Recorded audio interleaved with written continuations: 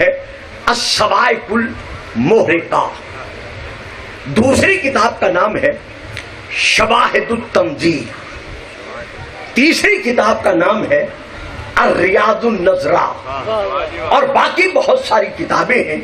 یہ تمام میرے علماء اہل سنت کی کتب ہیں جن کا میں نے نام لیا ہے. ان میں یہ درج ہے کہ حضرت عمر رضی اللہ تعالی عنہ جیسی اسلامی شخصیت کے پاس دو مسلمان عرب آپس میں لڑتے ہوئے آئے. انہوں نے آ کر آپ کی بارگاہ میں عرض کیا کہ آپ ہم دونوں کا مقدمہ سنیں اور اس کا فیصلہ سنائیں. آپ نے فرمایا وہ دیکھا ہے وہ کون ہے؟ واہ صحیح واہ صحیح. ان کے ہاں یہ فکرے نہیں ہے، یہ ہمارے ہاں ہیں. اگلے فکرے پھر ان کے ہاں ہیں. وہ دیکھا ہے وہ کون ہے؟ وہ دیکھ کے کہتے ہیں ہاں صاحب کوئی کھدر پوش ہے زمین پر بیٹھ کر قرآن پڑھ رہا ہے. کہا فرمایا ہاں جاؤ اس کے پاس جاؤ، اپنا مقدمہ سنا کر فیصلہ اس سے لو. سمجھ گئے ہیں نا؟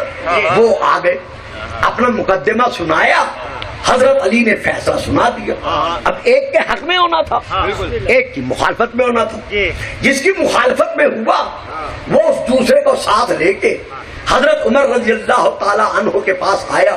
کہنے لگا حضور ہمارا مقدمہ آپ سنیں، فیصلہ آپ سنائیں، ہمیں ان کا فیصلہ منظور نہیں ہے.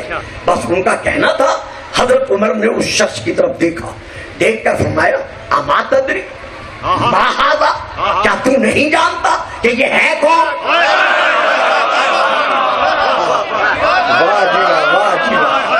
اور کچھ کتابوں میں ہے آپ نے فرمایا بیلا کا جہنم ہے تیرے لیے، بیل ہے تیرے لیے، بدبختی ہے تیرے لیے، کیا تو یہ نہیں جانتا کہ یہ ہے کون؟ وہ تھر تھر کانپا. کہنے لگا حضور پھر آپ بتا دیں کہ یہ ہے کون. کہا سن ھذا مولایا و مولا کل مومن و مومنۃ، یہ جس کا تو فیصلہ نہیں مان رہا نا یہ میرا بھی مولا ہے اور ہر مومن مرد اور مومنہ عورت کا مولا ہے.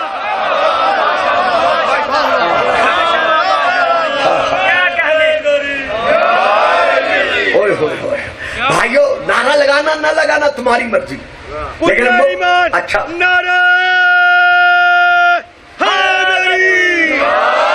لیکن اپنے موبائل چیک کر لو. حضرت عمر رضی اللہ تعالی عنہ کا اگلا فکر سماعت فرما لو. آپ اسے دیکھ کر کہتے ہیں من لم یکن لہ مولا ہو فلیس بمؤمن، جس کا یہ مولا نہیں ہے جتنے مرضی میں آئے عمل میں جا رہا ہے، نہ یہاں مومن ہے نہ وہاں.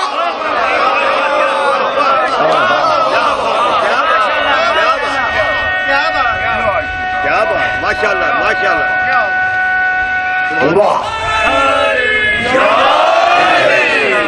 سبحان اللہ. سماعت فرما رہے ہیں جی.